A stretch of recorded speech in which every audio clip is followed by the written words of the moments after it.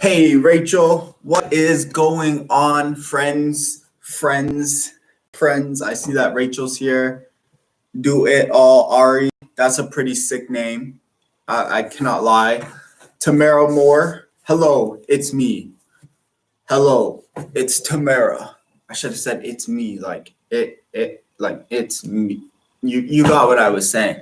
How are all of you guys doing? Alina's here, Jai's here, Claire jumped on. I know we're like a minute early, so I will give people some time to come on, but how art thou? And I said, how art, not how are, how art. We're going King James Version today.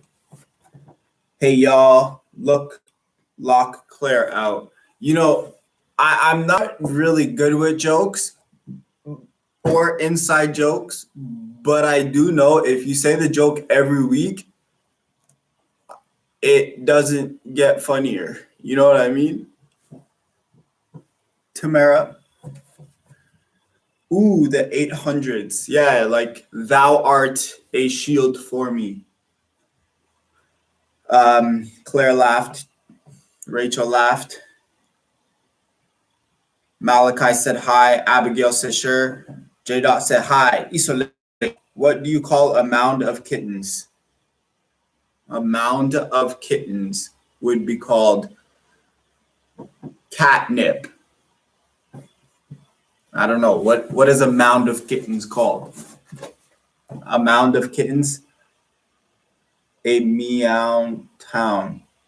I see what you did there. That was clever. See, that was funny. That was funny. Daniel, no, meow. My fault. Daniel's here. What's up, Daniel? How is it going? How are you? So I'm excited because we'll kind of jump in a little bit to what we're doing today. We're actually starting a new series and we're talking about science. Okay, we're talking about all the things that we love about science. Yes, we can talk about science.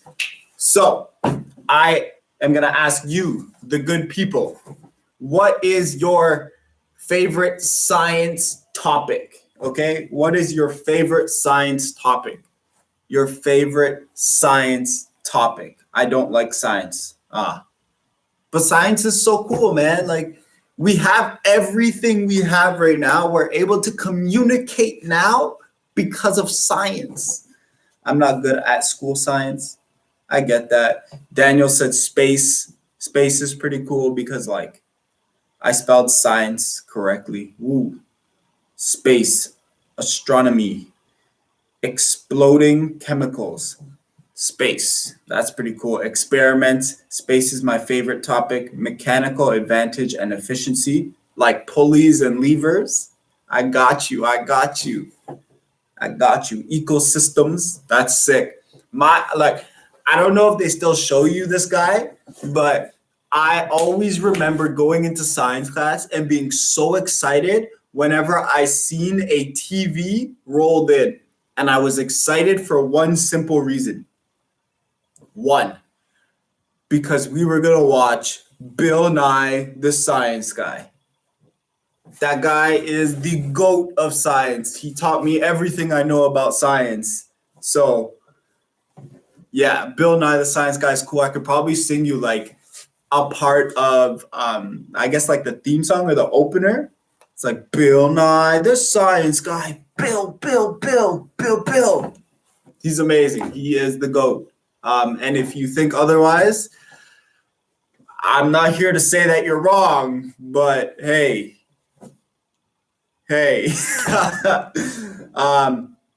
No, he didn't. He's still alive, man. He's fighting like climate change and all that stuff. You like scared me for a second, man. Watch the Rock video. He's annoying to me. Oh! It's okay.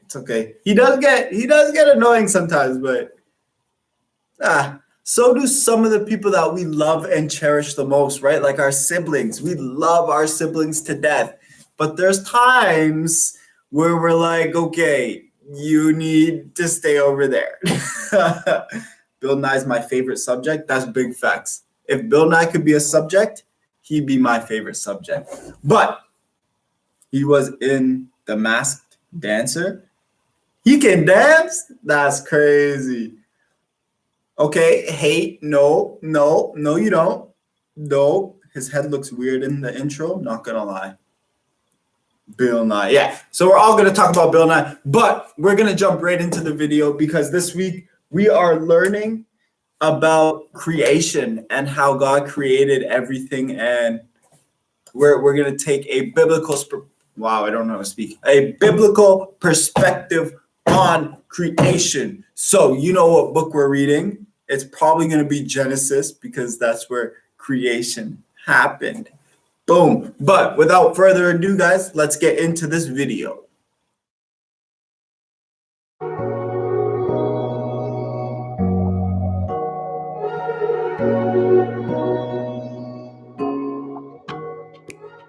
I'm Charlie, and my goodness, it is a beautiful day, so we thought we would come outside to teach you about our new series that we're kicking off. It's about a subject that I think you guys are going to love. I mean, this topic is something that you guys always want to talk about. It's something you always go on and on about. I mean, we're going to be spending the next 3 weeks talking about science.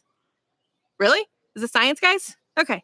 So science, maybe it isn't exactly the kind of thing you're just dying to talk about, but I'm sure some of you really do love science. It might even be your favorite subject in school, and I love that. But there are also probably some of you who absolutely hate it because it's a challenging class or it's a subject that's just plain boring to you. And while we may not be on the same page about the subject of science, I think there's probably one thing that we can all agree on. Talking about it in church seems like a super weird thing to do. And you're right, it sort of is. I mean, because for a lot of people, science and faith are two different things that don't seem to go together. In fact, a lot of people see them as complete and total opposites at first glance. Nothing about science and faith seem to agree, and because of that, it can seem like they're completely at odds with one another. Now, when two things are at odds with each other, basically means that they're just opposing forces, and in other words, they're in conflict. So take these two ingredients, for example. First, I have baking soda. Ta-da! Baking soda. It's just like this odorless white powder, right? Okay. And it seems like pretty different from vinegar. Wait, vinegar? Guys, have you ever smelled this? Because I need a moment. It's real bad. Okay. Now, so it seems like these two things, they don't really go together, but hold up. Wait, guys, where's safety goggles? Safety first. We're back. Okay, so they may even seem that they're at odds. So watch this. When we pour a little bit of the baking soda, and by a little bit, I mean a whole bunch. Don't do this at home, kids. Your mom's gonna get real mad. And then you take the vinegar, right? Totally different. Well, oh my gosh.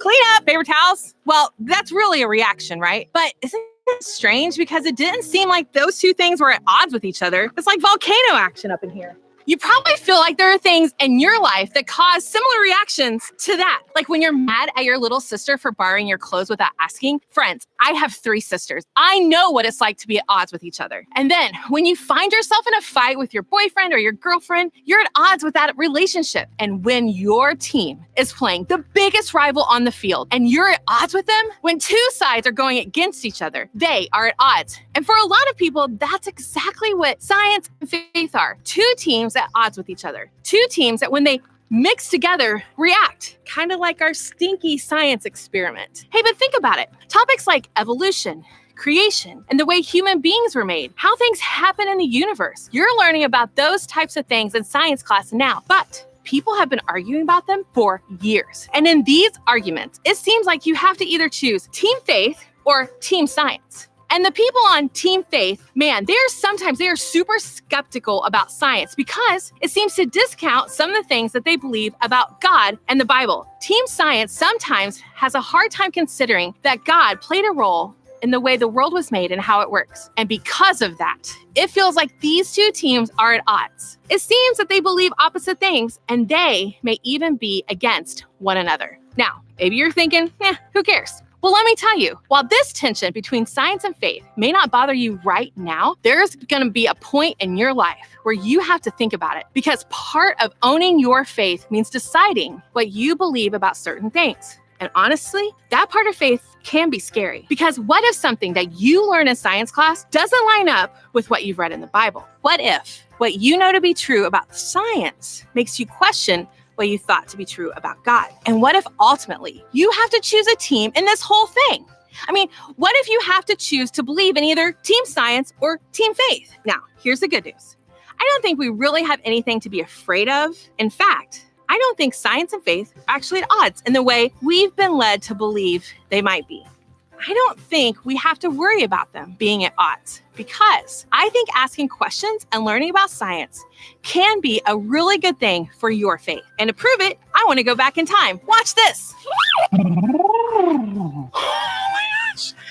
Wouldn't it be really cool if I had a time machine? You see, science and faith haven't always been at odds in the way they are often portrayed today. A lot of scientists back in the day were actually Christians who believed in the Bible and the God who inspired it. In the 1400s, there was a guy named Copernicus who studied the planets and the stars. Y'all, he actually discovered that the Earth revolves around the sun, and he's also a Christian. And then in the 1500s, this guy Galileo, you may have heard of him. He made a lot of cool discoveries about science. He knew so much that people started calling him the father of science. And guess what? Father of science was also, you guessed it, a Christian. But then later on, there was this guy, Isaac Newton. He is considered to be one of the greatest scientists ever. But he also spent a lot of time writing and learning about God. And yep, he's a Christian too. And then by the 1900s, this guy, William Kelvin, he was teaching people a lot about heat and temperature. In fact, scientists today still measure temperature by using what's called the Kelvin scale. And as I'm sure that you've already guessed, Kelvin was a Christian. You see, all of these famous scientists who dedicated their lives to discovering and learning about the way things work in the world also believed in God. They didn't choose to be on team faith or team science because they didn't view faith and science to be at odds with each other. They believed that God was the one who created all the things they were learning about in science. And science was just helping them answer the question, how does God's world work? For them, learning about science was a way to understand more about the God that they believed in. Okay, remember that science experiment that we did a little bit ago? It's still rank. It's a little stinky. But anyway, when we saw those two totally different ingredients come together to create that cool chemical reaction, at first, it may seem like that they were at odds, right? But what if I told you that's the exact opposite? What if I told you that only after the baking soda and the vinegar came together that we could truly understand more about each ingredient? I mean, when we saw the awesome reaction, wasn't it just because the baking soda and the vinegar were at odds? No, it's because they worked together to create something brand new. And I think the same thing is true when it comes to science and faith. When science and faith mix, we get a better understanding of how they work together and not how they work against one another. Somewhere along the way, science became so focused on the question of how that we seem to forget about the who behind it, and that's God. And in the same way, church seemed to become a place where it's okay to talk about God, but it's not okay to ask questions of the how or the questions about science. But I don't want to think that's the way it has to be. And honestly, I don't think that's the way God wants it to be. How do I know? Well, I think the Bible is an incredible record of the relationship between God and humans. It gives us some direction when it comes to faith and science. The very first book in the Bible is called Genesis. It's sort of like the opening scene to a science movie. Too much? Okay, well, that's fine. But it really is. It's like an opening scene. And that book lays the foundation for the rest of the story. And the very first words in Genesis, the first words in the Bible say this: in the beginning, God. Now, why is that so important? Well, because the very first thing the Bible does tell us is that God was there. Before anything else existed, there was God. He was the first thing we know to be true about the universe. And here's what God did. In the beginning, God created the heavens and the earth. This verse tells us simply that God was there when the world was created. In the beginning, he was there. He created every single thing we see and know today. I mean, even like the birds that you're hearing right now, he created those. And part of the way he created us is with this amazing thing called a brain. You know, the thing you have in your head holding your hair together? You know, that brain, that brain allows us to do things like ask questions and learn new information and consider the way the world works. And I don't think that was an accident. And you want to know why? Because I don't think God is afraid for us to learn and ask questions. He isn't worried that what we learn about science will change our faith in a negative way because he knows that two subjects don't have to be at odds. The book of Genesis may not give us all the details of how the world works, but it does remind us that God is the one who created it. God could have allowed all the details of creation to go into the Bible, but maybe he simply didn't want it to be like another one of your school textbooks. He wanted it to be more about the story of his love for us and how much he wants to be in a relationship with us. Or maybe, just maybe, God wanted learning about creation and the way the world works to be part of the way we learn more about him. They say you can learn a lot about an artist by looking at their art. If you have a favorite singer, hello, Taylor Swift, you can probably learn a lot about who they are by looking at their song and their lyrics. And if you see a really cool painting, there's probably something in that can tell you a little bit more about what the artist was thinking or feeling when they painted it. Or, and I'm a reader, so I love this. If you read a really great book, there's probably something in it that you can learn more about the way the author sees the world. So according to the book of Genesis, the entire universe and everything in it is God's creation. And we are his artwork. That means you are his creation. The plants are his creation. The things around us in this world are all part of his art. And the more we learn about those things, the more we can learn about God. You see, I think that learning about creation can teach us a lot about the Creator. When we dive into science and start learning about the world around us, we don't have to be afraid of what it means for our faith. Instead, we can be excited to know that the more we learn about the world God has created, the more we can learn about God himself. So what are we going to do about all this? I mean, if what we said is true, that learning about creation can teach us a lot about the Creator, what now? I mean, if science and faith really don't have to be at odds, how do we learn about one in a way that helps us learn about the other? First, I think we need to get comfortable asking tough questions. Faith and science don't need to be at odds with each other. So if you have a question about science, awesome. But if you have a question about faith, that's awesome too. Being curious about how faith and science can go hand in hand is really the starting point for you to discover more about God. Next, we can look for answers to questions by learning about God. For example, and this is really cool, did you know that the earth is placed at the exact perfect distance from the sun? I mean, I'm not out here burning up, right? So it's perfect. And if we were any further from it, we wouldn't survive. We'd be freezing. And I think that shows us that God wants to take care of us. Did you also know that when a baby is born, they can only see a short distance? And that distance is so perfect because the only face they can see is the parent that's holding them. I think that shows us something about the way God created family. But did you know that the nerves in your body can stretch hundreds and hundreds of miles? Amazing, right? I think that shows us something about the way God cares about every details of who we are. Finally, we can learn more about God by talking to older, wiser adults. When we have questions about faith or science,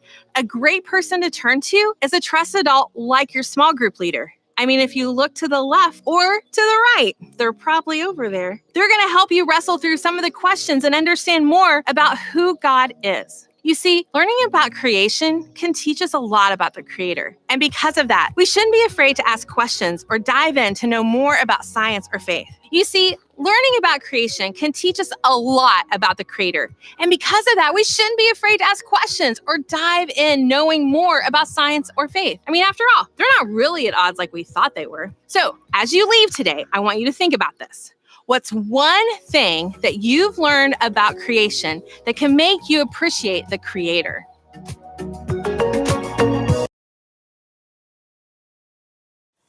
Boom! And we're back.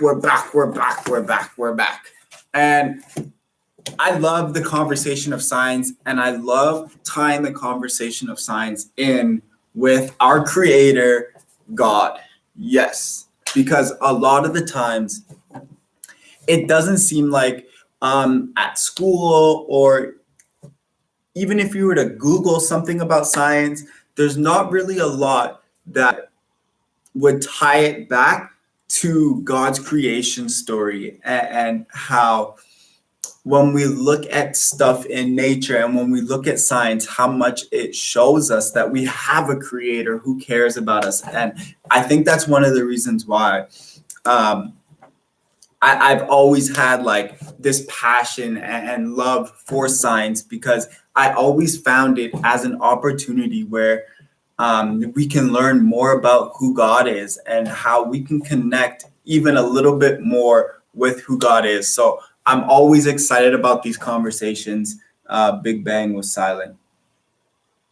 It never said how long it took for everything to be made.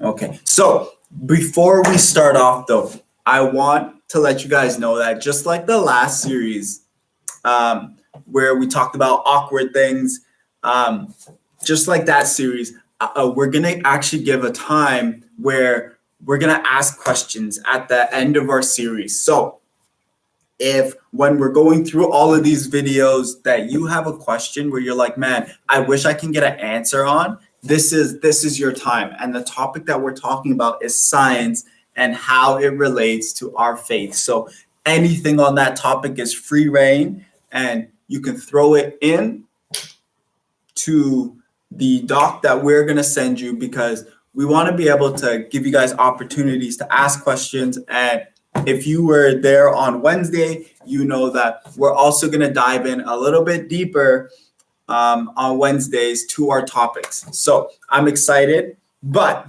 without further ado, I have questions for you before we vamos.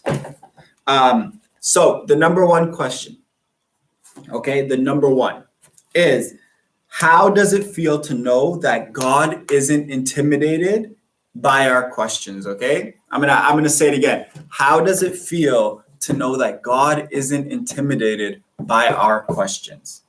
As you guys are throwing it in the chat, because last week I learned there's a delay when you type stuff in the chat.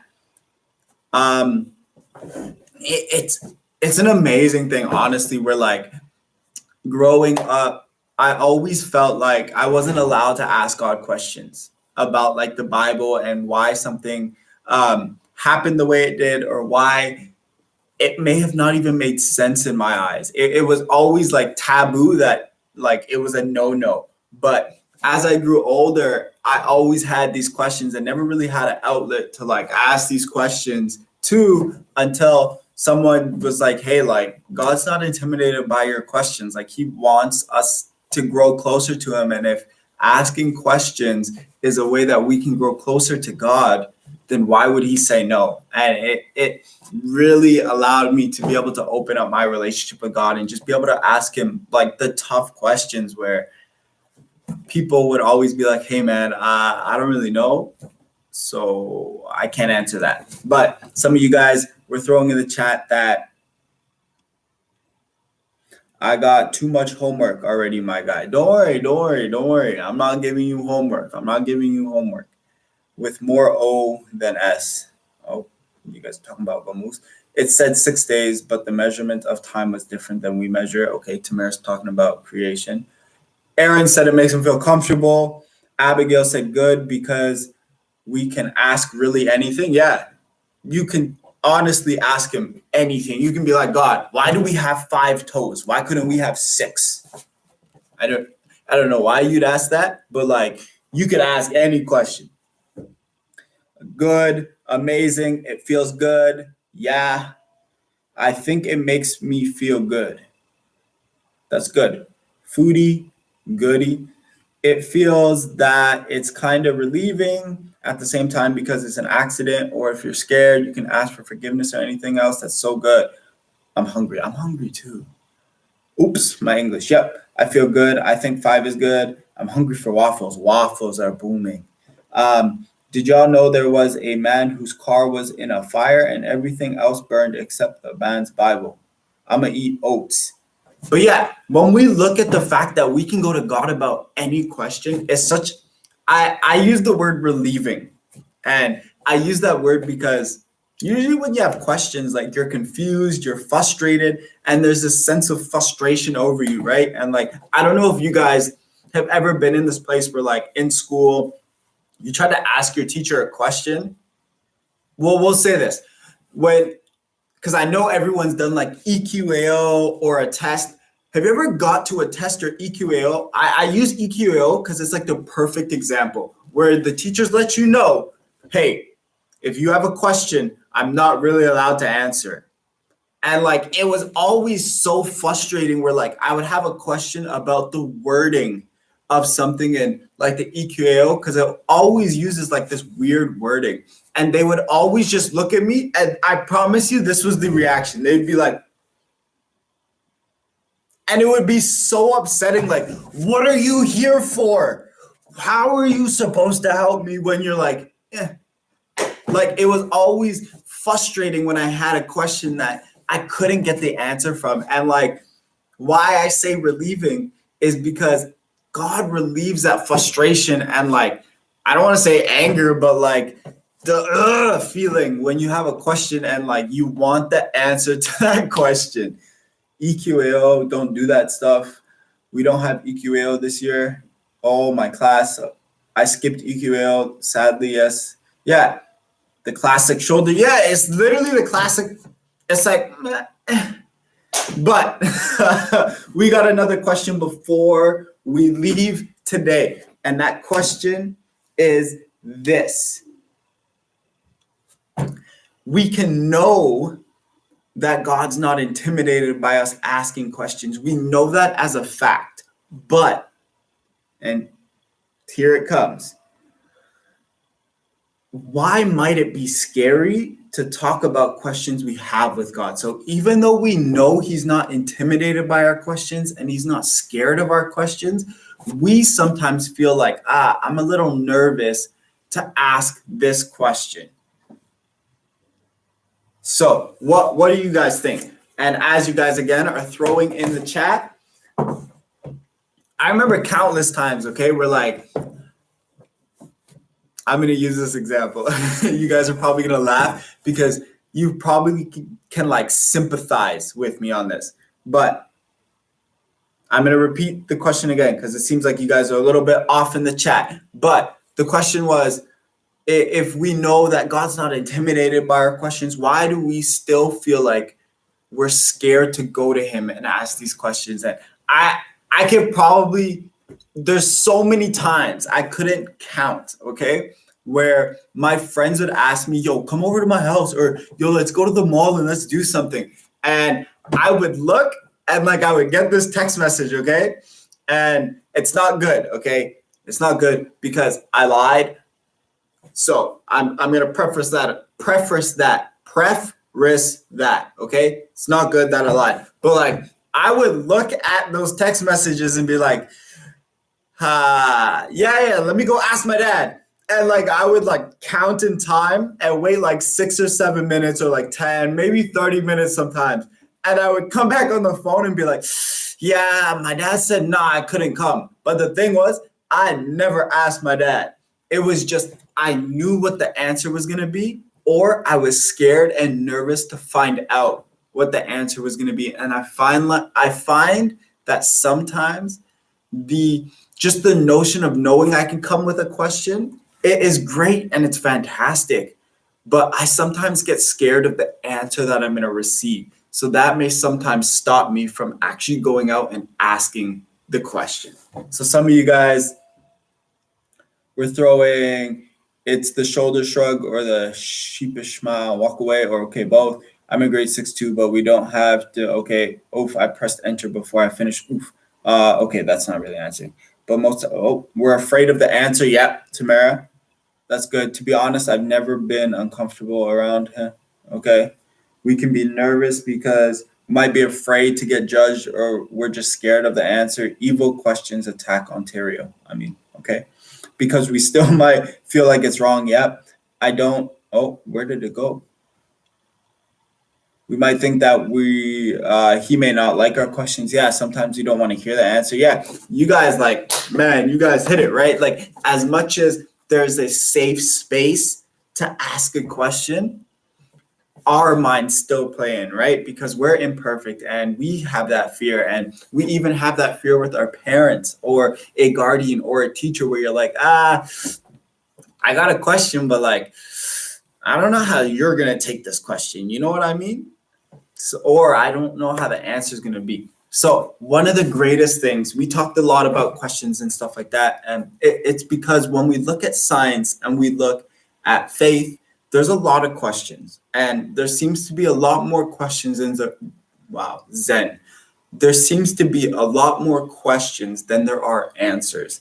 And that unfortunately we don't have all the answers to those questions, but God does. And it's so amazing that we can bring those questions to him and ask him. And some of those questions we might not get an answer here on earth, but it's the assurance that we are going to get the answer at some point. And I'm so grateful for that. And I love this series because we're going to be diving into a lot of those questions and asking questions and kind of playing off. So it's going to be amazing during our midweek on Wednesday. So if you don't come on out. We're going to be tackling some really interesting topics. And obviously with this week, with us talking about creation, we're going to dive in a little bit more about creation and look at dinosaurs. Were they real or are they fake? Were they as big as they were? And all of that stuff, because those are interesting questions and interesting topics that we want to talk about. So with that being said, we come to the closing of our time today. I'm going to pray, and then I hope to see all of you wonderful people on Wednesday, because we're going to have some fun and interesting and real talks. But let's pray.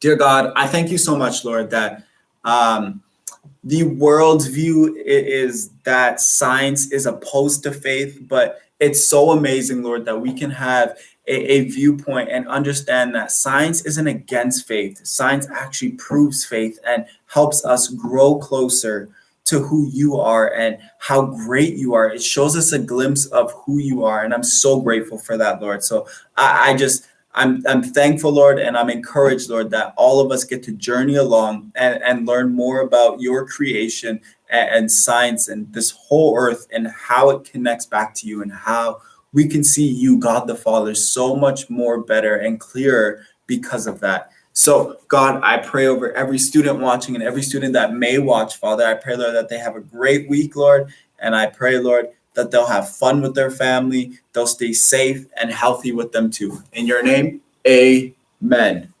Amen. Are we playing Kahoot on Wednesday? We can do a science Kahoot if you guys want. We can do a science Kahoot. I like the idea of that. We'll do a science Kahoot. It'll be fun. But guys, that's all for today. Be amazing. And I will see you guys on Wednesday. Peace out.